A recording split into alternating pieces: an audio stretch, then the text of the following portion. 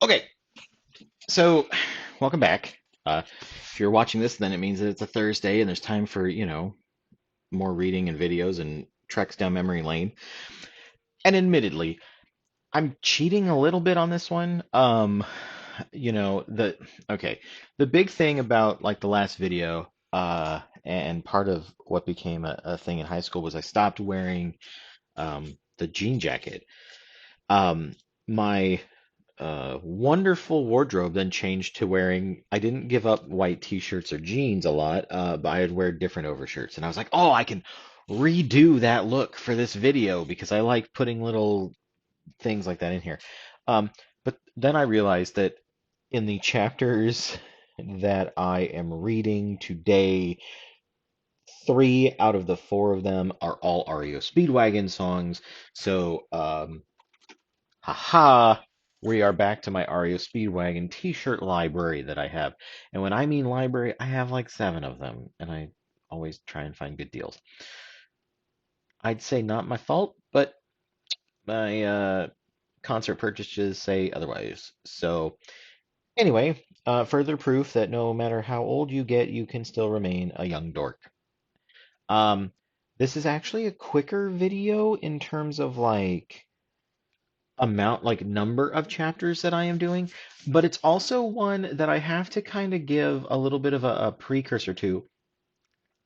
There's a chapter coming up where I had an not an artistic, but a author slash memory decision to make. And that was there is an event that happens where some of the response I'm not there for, but was related to me um, later. So, depending on that person's memory and then my ability to kind of tell it, I'm hoping I get the gist of it right while still maintaining the idea of like dialogue to help move this forward. So, again, this is something like I'm not trying to lie for anybody about. It's just this what was told to me while I at the time was dealing with something else. So that's the full disclosure part. Um, but it's not all bad. It's and to be to be transparent and to give a bit of a spoiler away, I don't have bad relationships with like the people I write about. So we all know we were kids and like teenagers, and that the idea of just like teen angst in itself and just like the growing pains of being a teenager are things that we can look back on and go, whoosh, or whatever. Um, anyway, um, diving into the year 2000 of my sophomore year, we continue with an REO Speedwagon song. All heaven broke loose. It hit me like a shot right out of the blue. On January 2nd of the year 2000, I wrote a journal entry clearly detailing my frustration, declaring I was over the drama. I didn't want to get pulled into Katie's continual chase of Blaine. Blaine's refusing to indulge her.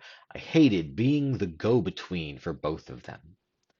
While my heart continued to try and figure out how to deal with this situation and wrestling with what to do going forward, I sat at my window, writing in my journal. Suddenly, there was a thunk at my window, and I looked down to see Emily and Kate standing outside. They had thrown a couple of small rocks at my window to get my attention, and I waved as I looked at them, and they waved back. I was curious to see why they were there, and throwing rocks at my window was definitely a new tactic. So I returned the wave, came downstairs, and walked outside. Oh, hey, I said, smiling. Do you have a second to talk? Emily asked. Yeah, what's going on? We just need you to listen, Kate added, and both had a serious demeanor that immediately had my attention. Yeah, okay. The three of us went for a walk, and as we did, they explained that in the time I'd been pining after Katie, I had become, and I will paraphrase here, a jackass. They told me that I wasn't around as much as I was with Katie and Pam, and they had missed me. Is this because I have different friends? I asked. And at first, I felt a bit surprised. Kate had dated a senior guy before. I knew I wasn't their only friend and never felt put off by it.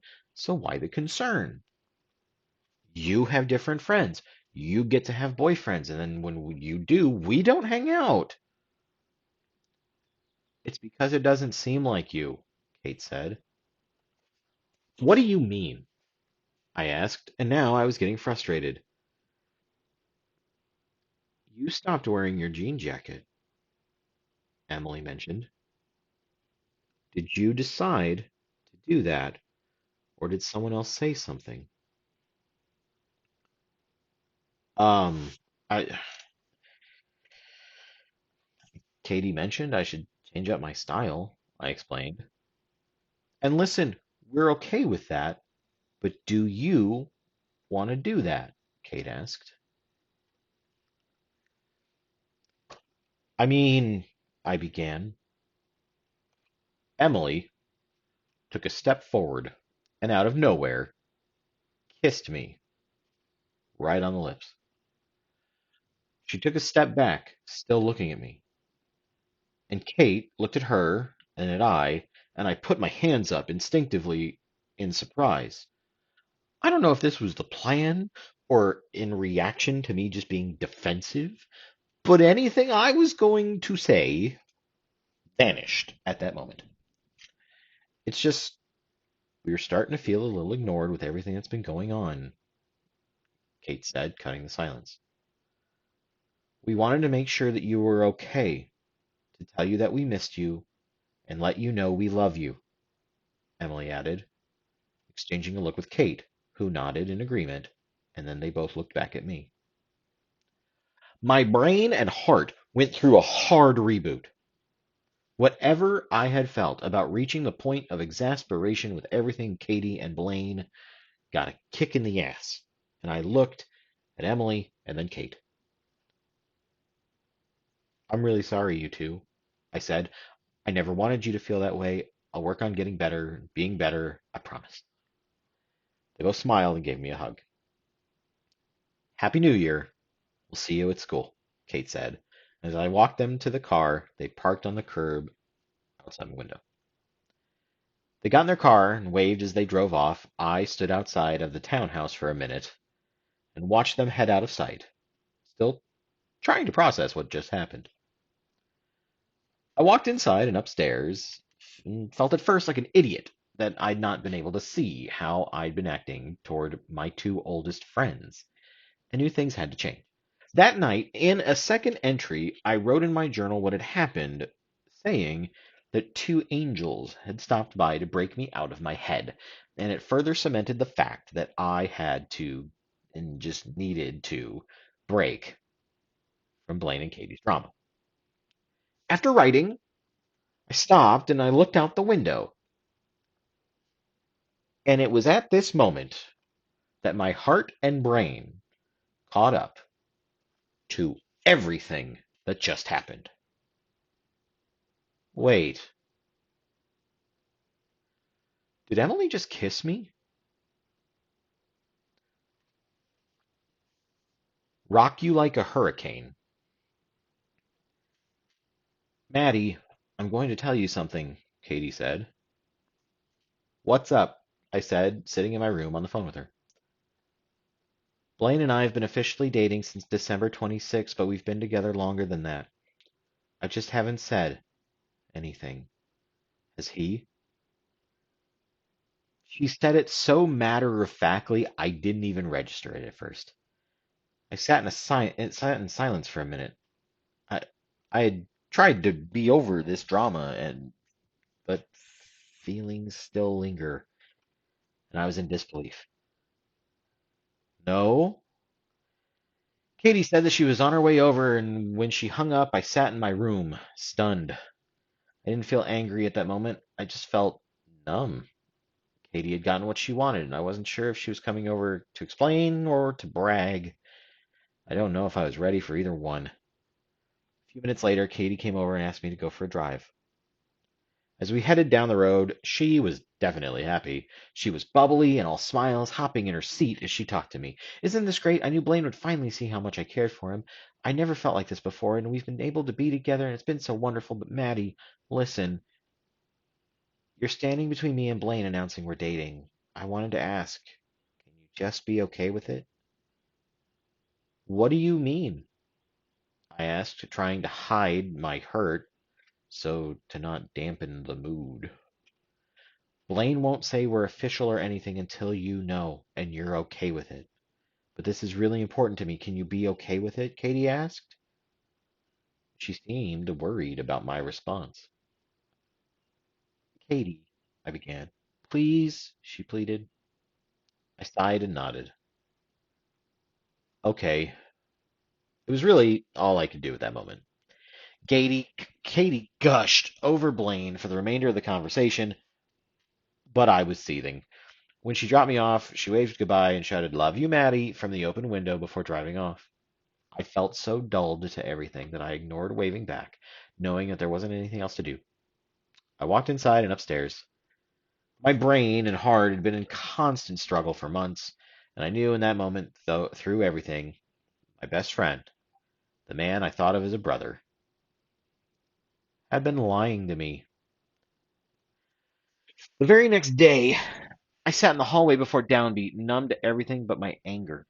Diana and Xandar arrived, and though I tried, and there just not much I could hide. I was pissed. I just I just don't want to do this anymore, I said. All of this time, the stuff with Katie, the stuff with Blaine, hell, even Downbeat, choir. What the fuck do I need this for if this is how things are going? Xandar and Diana sat there. Diana tried to talk to me. She had been trying to dissuade me from Katie for months, and that, along with the recent intervention from Emily and Kate, made me see things clearly for the first time. I was enraged at Blaine. I mean, if the guy who I consider my brother is going to do this, why trust anybody? I said. I'll deal with Blaine, but then I'm done. If I'm worth so little that it's okay that I'm lied to and fucked with, I don't need any of this. It's just not worth being around anymore. Matt, don't talk like that. We love you, Diana pleaded, shaking her head, her eyes glossy and her voice cracking. There was silence, and then Xandar started to cry. Diana and I turned to him, staring. Xandar never cried, ever. We'd never seen it before, and I can count on one hand the times I've seen it since, and I'd have fingers left over. I immediately walked over to him and sat down. Zan, what's wrong? I asked. He couldn't speak. It was just tears streaming down his face. He couldn't compose himself for several minutes as Diana and I were sitting there looking on. And then when he could, all he said was, I'm sad that you're so sad. I put my hand on his shoulder and heard this short sound behind me and saw Diana now starting to cry as well. And all we could do was hug each other. We didn't have to say anything more. I could feel and knew how much they meant to me, and now how much I meant to them. As Tamara and Nathan walked in, we all started talking, and I mentioned why I was so upset. Nathan and Tamara didn't show any surprise, and that's when it started to seep in. And it's also where my anger grew. Everyone knew whatever was going on between Katie and Blaine over the previous weeks or months. Everyone knew but me. Wendy and others began to walk in, but I could see the parking lot. Blaine had shown up. I hit the door, walking, and made a beeline toward him. I was ready for a fight.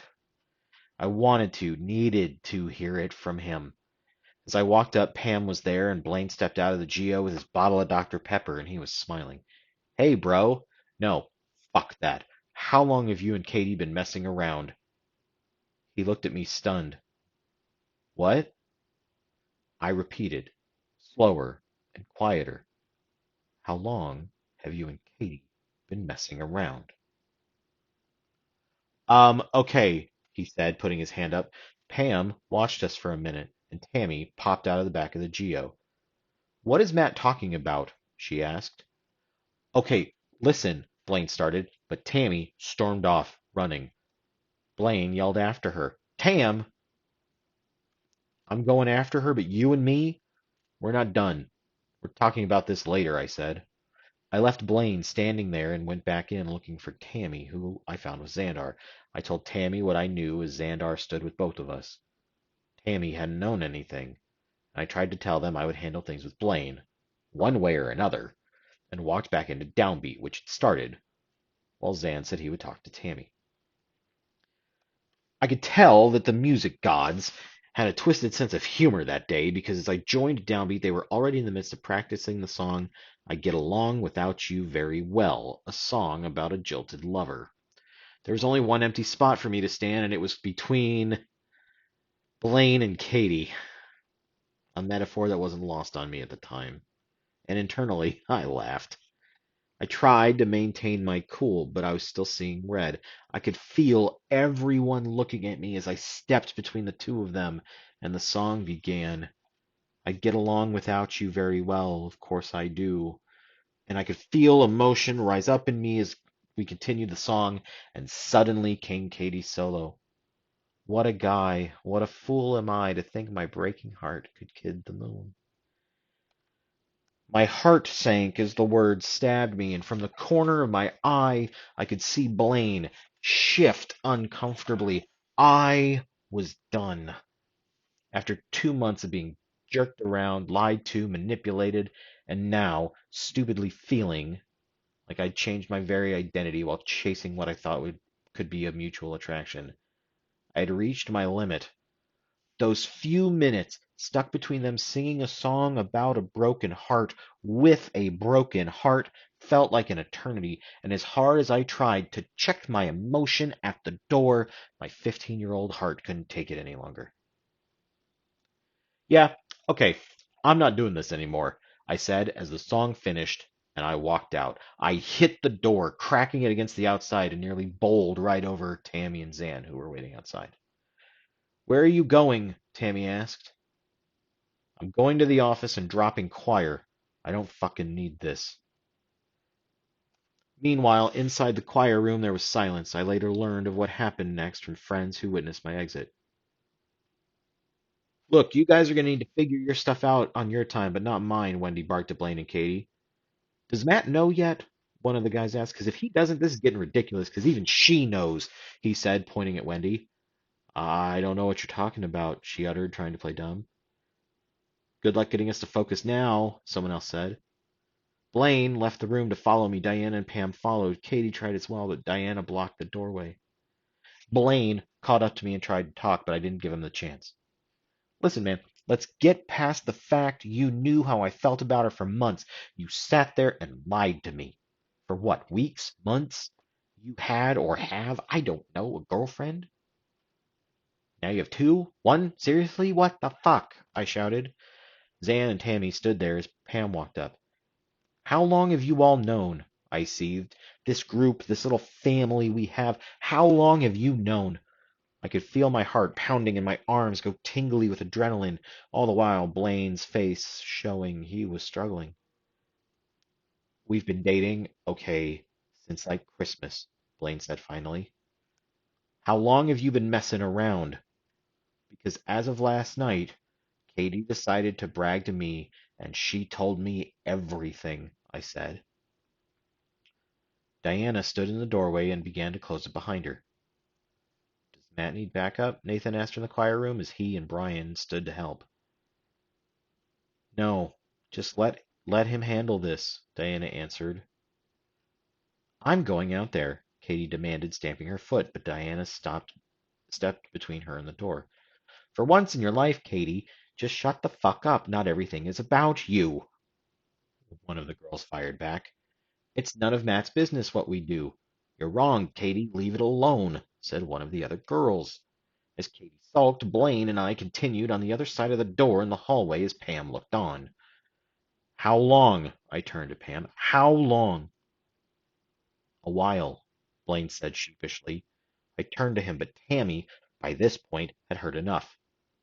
I can't believe you, Nate, she said, storming off, and Zan followed her.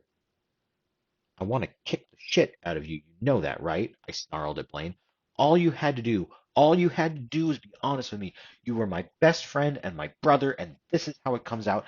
I find out from her. I would have stepped aside. I would have moved on. Was this going on during homecoming? No, Blaine said without hesitation. No, it wasn't. It was after I promised you. The Christmas party? I asked. Before, he admitted. Was that what that fight was about? I asked, then didn't even wait for a reply. Fucking hell. I'm sorry, Matt, Blaine said. I really am. I fucked up. And things with Jennifer. Did you end them before you started things with Katie? Yeah. You just didn't tell me, or Tammy, or Zan. They didn't know. I promise that. I know, because they would have told me. No one gets to sit here and say they're my friend or my brother if they had been sitting on this. You all made me look like a fucking idiot. The sophomore who needed hazing. Is that what this is? Why should I stay with this fucking thing if this is what you guys do? Matt, that's not it, Pam interjected at all. Did everyone know? The anger was subsiding, becoming something else. Hurt, betrayal, rejection. For a moment, I felt like there wasn't a single person left in the choir room to trust. No one had my back. I felt like the butt of a cruel joke, a prank that everyone was in on but me. The new guy who was easy to pick on. I knew it couldn't be the truth, but I didn't care. How was I the last to know? There was silence, and at that point, all I could do was laugh. Yeah, okay. I felt insane. Katie hadn't been the one to break my heart. The choir did it. If you need to hit me, do it. I deserve it, Blaine said.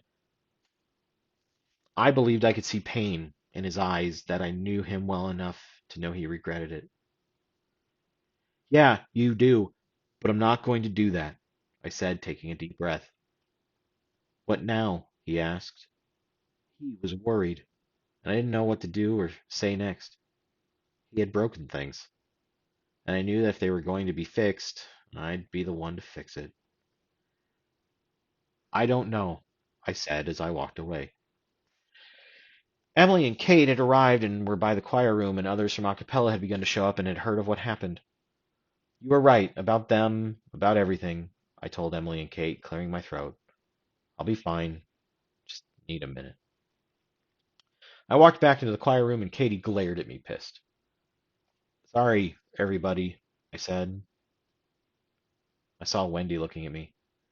Hey, boss, you got a second? Wendy got up from the piano and walked out with me, and we headed into her office. Okay, I'm really sorry. I know I shouldn't have left, but it's been a rough morning. I started. I'm sorry for derailing Downbeat, and anything going forward I'll handle outside of the choir room. She stood there for a moment, nodded. Are you okay? Like, really? She asked. I had my moment, but I'm better now. I smirked. Do you want to take a cappella off? You can hang out in here or in the auditorium if you want. You want Diana or Xandar or Pam to hang out with you? Or Blaine? What happened with Blaine? She asked. Yelled at him. I'm pissed. He just didn't come clean. Told him he deserved getting his ass kicked and I wanted to hit him. He told me I could hit him. Did you? She asked, a little bit of a cringe. No, I paused. Someone needs to leave Downbeat, though, or whatever. Keep the peace. It can be me. Wendy shook her head. I won't ask anyone to leave, but if you decide you are going to, I'll support it. I don't want to see you go, though, and I don't think anyone else wants you to either. She smiled reassuringly. Okay. I paused for a few moments, taking a deep breath. I won't go anywhere then, and I'll be back for a cappella today. I won't I won't let them take that from me. Wendy smiled and handed me a couple dollars out of her purse. Go get a root beer, take a walk, and I'll see you when you're ready. After I got my root beer, I returned to a cappella. To my surprise, Blaine wasn't there. I caught eyes with Zan and a few others, and Zan handed me my bag. Blaine walked into class, and I heard a voice say, Hey, Matt, come on up here. We gotcha. It was Nathan. At this point, I always thought Nathan had just tolerated me. I was just the new sophomore in Downbeat, but the gesture made me realize maybe I was wrong. This was a friend, looking out for another friend. I nodded and I took a step up to the row behind where Blaine and I usually stood and situated myself amongst the other guys. Acapella went on without incident, and afterwards members of Downbeat came up to check on me. Kate quickly found out what had transpired, and I told Emily later about everything, and she made sure that she checked on me throughout the day and our classes together. I explained to them both later at lunch that it would be easy to get over the romantic hurt. Blaine? I hadn't figured that part out yet. After school, Blaine and I met at the beach club. As our usual hangout spot at lunch, we had agreed after acapella we would meet after school. Neutral ground, and just us. He had skipped out on having lunch with the group that day, waiting to see where we would be by the end of our meeting. I sat on one of the tables as he walked up. Okay, let's do this, he said, and he seemed really prepared for me to hit him in the face. I'm not going to hit you, I said. Here's how it's going to be from here on out. I'm not covering for you. You call Katie, you talk to her, you treat her well, but I'm not getting stuck in the middle. She's not calling me to find you. I'm not ready to hang out with you guys as a couple, but in a group, maybe. I'll deal with her later. But you and me, we're dealing with it now. I hadn't formulated a script or a list of demands from him, but I knew I didn't want to be caught in the middle of Katie and Blaine, whatever they were going to be going forward. I refused to allow myself to be used anymore. What do I need to do? Blaine asked. Apologize to Tammy and Zan for lying? Okay, he said, pausing. Bro, sorry. How do we move on from this? Can we? Are you sorry you got caught, or because you didn't tell me? I asked. Because I didn't tell you. I should have told you as soon as it started, but I knew how you felt, and I fucked up. I should have told you, and I'm sorry. It's okay with me. You aren't okay with it right now. I'll break up with her if it means saving you as a friend. No, you don't have to do that. I shook my head. Katie's happy. Are you happy? I mean, I'd like to give it a shot. Okay, I said. There was an awkward silence that followed. I knew that whatever was going to be, this was going to be the tipping point of our friendship. We'd only been friends for a short time, but in that time I had formed a powerful brotherhood that I wasn't ready to give up, especially not over a girl. Stars was family, and the thing was, family stuck by one another. Blaine wasn't perfect, neither was I, but I could see it, that he understood the gravity of the situation and of what he had done. He knew the hurt he caused, and he knew he'd give any, and I knew he'd give anything in that moment to take it all back. He seemed ready to if I asked, and I knew then I would forgive him. Took a deep breath, exhaled, and cracked a smile. You owe me root beer for a week. Blaine laughed with relief, and we became even tighter friends from that day forward. And forgiving him meant any feelings I had toward anyone else in the situation, anger, hurt, whatever, were gone as well and wouldn't need to be addressed. I would learn later of the fallout on Blaine and Katie's rendezvous. Katie had been discussing with everyone her feelings and fooling around with Blaine for some time, but no one ever rooted for them. Some figured the drama wasn't worth their attention. Others thought it was none of their business, but others, such as Diana and Becky, were vocal about it to Katie. The debate on whether or not to tell me about it had been spirited, and one my friends who knew had struggled with.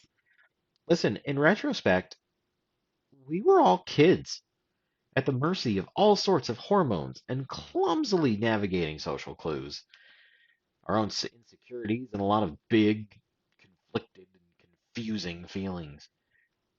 I was later told there were no sides, no teams, no camps. There was only Team Matt. They were all waiting to see what I was going to do. The true measure would be how I dealt with Blaine. If I was going to hit him, I'd have backup or coverage. There'd be no witnesses if anybody asked what happened. Whatever needed to happen, it was my call, and my downbeat family would have my back. By the end of the week, as downbeat started, Blaine and I stepped into our spots, drinking soda and laughing, side by side once again. Sometimes the best course of action is forward, and we would do that together. The very good-looking baritone duo, the Goof Troop, me, and my brother Blaine. That ain't love. I believe you've got the wrong emotion. Even with everything going on with Blaine and Katie, I wanted to do the best I could to support everyone. I wanted to try and focus the energy of my residual heartache in other areas. One of the sources of inspiration for moving forward came from my mornings with Diana and Xandar. Diana taught me, just as I held the door open every morning for her, to keep my heart open too, despite having gone through my first kind of whatever that was. Diana put so much love into showing people how she saw them, which was one of the best versions of themselves. Xandar showed me dedication and devotion as a brother, a kindred spirit who connected with me much like Blaine did, but in a different way. He could be quiet and focused, but also one of the most dedicated people I would ever meet. But now, to this day, even now to this day, I don't know if we've ever truly had a fight. Xandar and I just clicked and never had any strain on our brotherhood. The mornings with Diana and Xandar were sisterly and brotherly love that helped me focus on how much that kind of friendship meant to me, which led me to working things out with Blaine. 20 plus years later, I realize how honored I am to have been the recipient of those friendships, all which started that year. That one short year meant a lot to me, and Diana is the greatest heart there is. And that is not a beeping exaggeration. However, I was not without my difficult moments. Poring over my journals after finding it, I was conflicted on everything going on. It was feelings still of betrayal from Blaine after feeling like he was the one I confided in about my original feelings for Katie. Or there was doubt whether or not Katie had ever cared about me in the first place. These thoughts would linger and break through from time to time. It wasn't from lack of trying to get over them, but everything that happened continued to just pop up, and I was a kid trying to figure out the right outlet to let the feelings out. And then the music gods provided me with the perfect screaming song for that. You see, at this point, REO Speedwagon had become, without question, my favorite band. Within a few short weeks of picking up my first of their CDs, which I found at a grocery store of all places, I quickly started buying their whole library. I ordered and hung up a poster above my desk in my room. From their early 70s stuff, the 80s power of Keep On Loving You and the High Infidelity album, to the 1990s and VHS tapes, I was hooked. and it was the song off the 1987 Life as We Know It album where I found my voice. Up in the window of my room, my performance stage away from choir, I was the lead singer. With my makeshift microphone, I would sing to my heart's content and maybe Sarah and my parents' lament. And as a 15-year-old going through the feelings I channeled my inner Kevin Cronin. That ain't love. I believe you've got the wrong emotion. That ain't love. At least it doesn't feel like love to me. As long as I say what you want to hear, do what you want to do, and be who you want me to be, you think that's love. Well, baby, that ain't love to me. If I ever got into a mood, into that little feeling of anger at Blaine and Katie, or feeling sick of being caught in the middle, I would go home, listen to that, sing it loud, and clear my head. Using music in that room let me focus that negative energy not out into the world, but contained where I could control it. It wouldn't be the first or last REO Speedwagon song to have an impact on me, but in those moments, it was also the one that perfectly encapsulated what I needed to express. I knew it had to happen, felt the tables turning. I continued painting miniatures and decided to paint one for Tammy as she had been sending me notes about her anger with everything going on with Blaine. Since she was more into vampires and zombies, I wanted to give her something so she knew I was thinking of her. And when I gave it to her, we talked about what steps I was taking to get through my feelings. If she ever wanted to talk, I was there. She told me that for her, it was just tough to see them together and spending time in their house. Tammy knowing how much it had hurt me.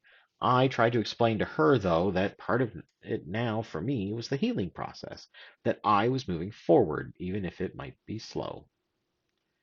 Through notes and calls, we helped each other continue to process, and I also reinforced that no matter what, she was my little sister type person, the microblane, and I wasn't going anywhere. I also started spending more time with Emily. Ever since her and Kate's visit and Adrian leaving, I was making sure to be more present. Emily and I would hang out in the auditorium lobby, talk on the phone, try to cheer each other up on sad days. It just felt like we found quality time right when we ever needed it.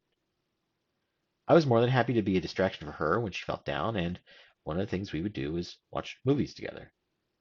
With my leanings towards horror, but our shared interest in Mystery Science Theater 3000, we found a lot of time bonding together. I went over to her house to watch Stigmata and Snow White, A Tale of Terror, while we had snacks and did homework. We would often switch off on whose house we would go over to, and we settled down in my living room for the Blair Witch Project. She laid down on the couch and I on the floor. I put my hand on the couch and she took it. We held hands and chatted while we watched the movie, and it came to an end just as my parents came home from work.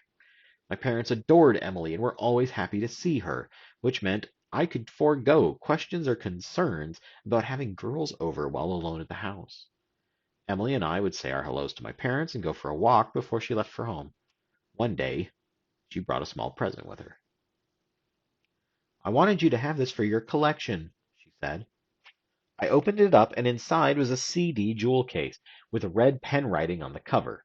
It read, Zombie Songs, and had songs from Rob Zombie, the Cranberries, and the Misfits. The first one on the CD was Terror Time from the movie Scooby Doo on Zombie Island, a song that Emily mentioned she still listens to from time to time, even now. The CD case was signed with a heart and Emily's name, and I couldn't hide my smile. You made me a mix CD? I asked. You made a mixtape for me at Christmas. I thought you'd like it, she returned. I love it. Thank you. I opened it and laughed. This is great. She drew a little zombie head and a hand coming out of a grave on the CD face. I gave her a hug. She told me she had so much fun searching for music for me, finding songs that I wouldn't have even thought to have looked for, especially since none of this was going to be in my decade or genre. She explained that Scooby Doo was chosen because I'd been so excited when the movie was released, and we'd both watched it, so she knew that had to be the first one. The harder rock and metal songs were chosen specifically because she knew I wasn't going to be looking for them. And at the end, there was an instrumental that was inspired by the whole Evil Dead Army of Darkness series, and something that she knew I could paint models to. It was a CD that we could share interest in. Music that might have been more for her genre and liking, but subject matter that would have been all mine. I was so touched that Emily would have taken time to put this together, and it was a continual reminder that sometimes the love you put out there can be returned. Once again, music became the great communicator. Along with the CD, she gave me a homemade movie ticket for dinner and movie at her house. One that officially I never cashed in, but it didn't mean we didn't keep watching movies or spending time together. I still own the CD and the ticket, keeping the CD in my collection alongside all of my REO Speedwagon, and the ticket is in a box of pictures. There's no expiration date, so I still plan to cash in that ticket, only this time with our families along, so that I can tell them how important and wonderful she was to me in high school. And that wraps up this video and trek down memory lane. Um, the next one, which I'll be recording, is one for me. Probably, gosh, it's this weird thing. It's this like hard to top weekend of my high school life. Just everything about it nearly turns cinematic in what it is. Um, and it basically includes almost every single person who is important to me in high school. So with that teaser and the playlist that's going to now be added into the description of the video, that's basically just a whole mess of REO Speedwagon songs and then the Scorpions. Um, Thanks for watching and enjoying a little bit of the drama that is high school that hopefully people can relate to of, oh my God, were things really like that back then? And why were they so like wild and important and Jesus as you roll your eyes when you read them or hear them 25 years later? But until then, listen to some music, be good to yourself, and oh yeah, keep on rolling.